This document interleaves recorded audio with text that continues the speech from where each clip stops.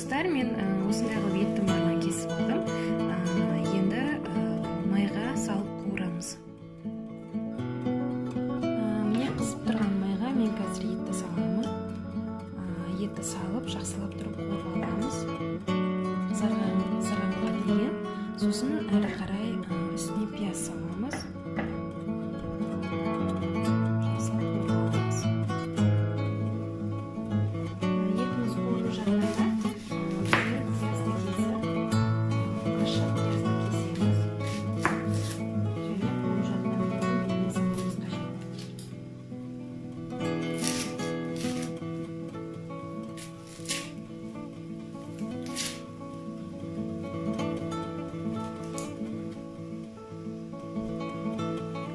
Мен пиязды соломка қылып кесемін. Ол қойсам еді ғой орысша. Сонда қылып кесемін.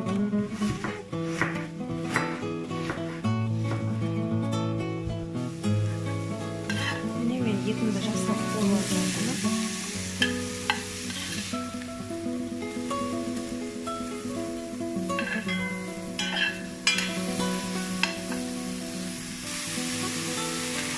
Біздер етімізді осылай қызарғанға дейін қуырып аламыз. Қуырғаннан кейін үстіне пияз саламыз.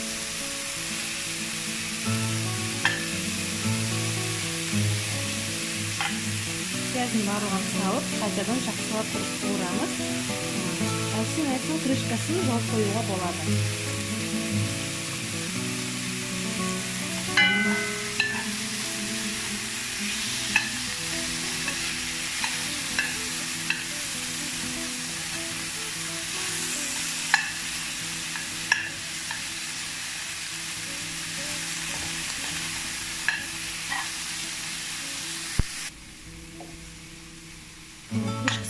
Жауып шамалы бұқтырып кейін 5 минутта бұқтырдым. Одан кейін томатын саламыз. Томатын салып, томатының пастаны жақсылап тұрып араластырамыз.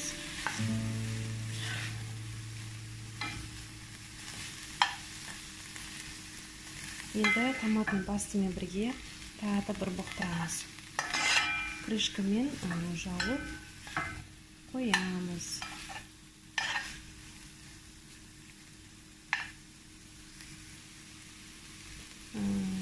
Томатный паста салғаннан кейін шым-шым осылай секер салған жақсы, чтобы томатный пастаның дәмі көбіне ащы болады ғой, соның ащы дәмі кету үшін.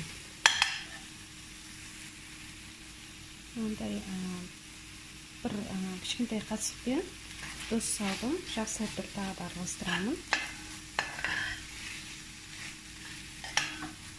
Араластырған соң шамалы астын ашып су құямын.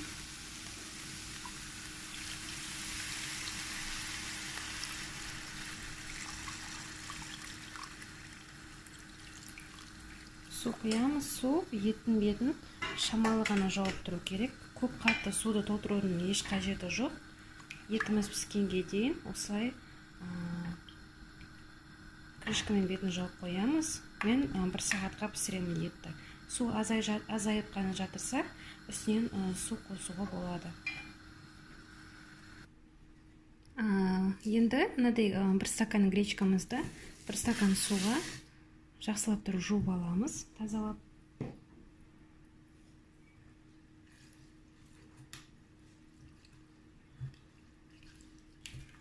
Жақсылап жуып тазалап алған соң, суын төгіп тастаймыз да, гречкамызды кастрюлямызға салып пісіріп аламыз.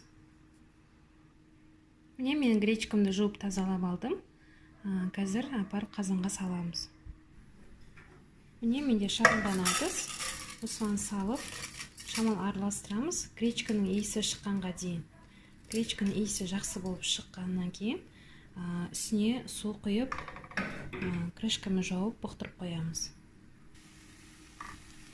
Міне мен гречкамызды салып қойдым.